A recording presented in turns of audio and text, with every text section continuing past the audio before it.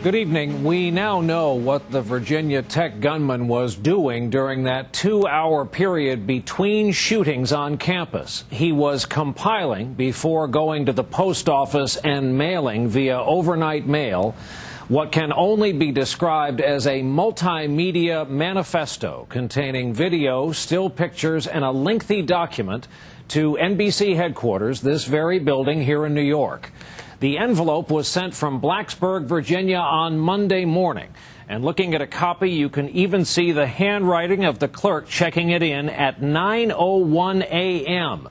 But because the gunman had the wrong zip code, and there are 3 different scratched out attempts at it along with Rockefeller Avenue and not Rockefeller Plaza in New York, the zip code had to be corrected, and it didn't arrive here until today.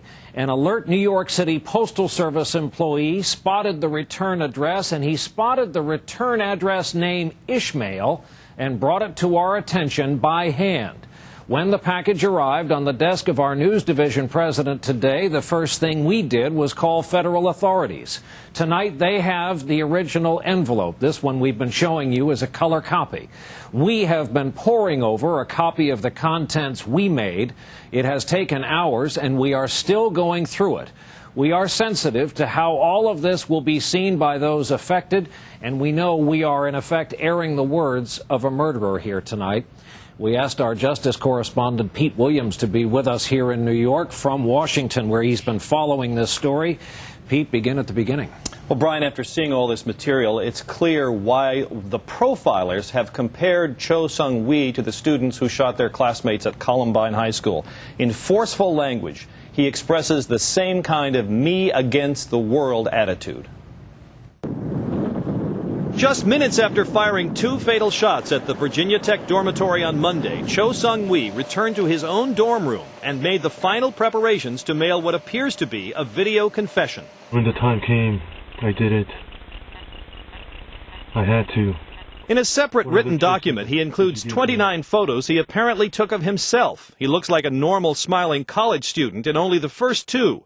In the rest, he presents the stern face and strikes the pose that was very likely what his victims saw later on Monday. In 11 of the pictures, he aims handguns at the camera, likely the very ones he bought in the past 2 months.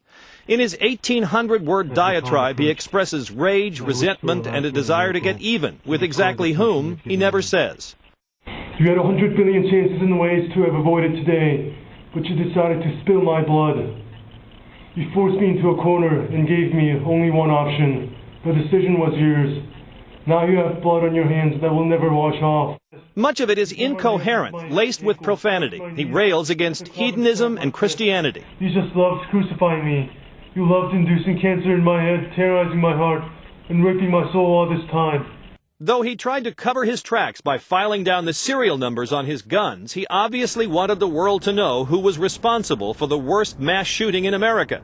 He began working on these materials at least 6 days beforehand. I didn't have to do this.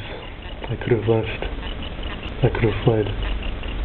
But no, I will no longer run. If not for me, for my children, for my brothers and sisters that you I did it for them. And tonight, the investigators tell us, Brian, that they have interviewed the postal clerk who received this package in Blacksburg, Virginia, and he has told them that he recalls receiving just the single package, the one sent to NBC. And we still don't know why. There's no direct reference to us in everything I read in this. Right. It's not addressed to anyone. It's not like a letter that has a Dear Somebody on it. Right. Now, Pete, the first piece of sound we used there and subsequent pieces were in the past tense. I wrote down, he says, the time came and I did it. I had to do what I did, which led to speculation among some of us looking at these videos that he perhaps, in addition to mailing something between these 2 shootings, actually videotaped himself. But we lack hard evidence to prove that thesis, right? There's simply no way to know. We can tell by looking at the information on the computer files when certain things were recorded, when he compiled things in PDF files, when he recorded them onto computer disks, but we can't tell from what we've seen so far when he recorded the original statements. There's nothing like a video camera burn-in time code.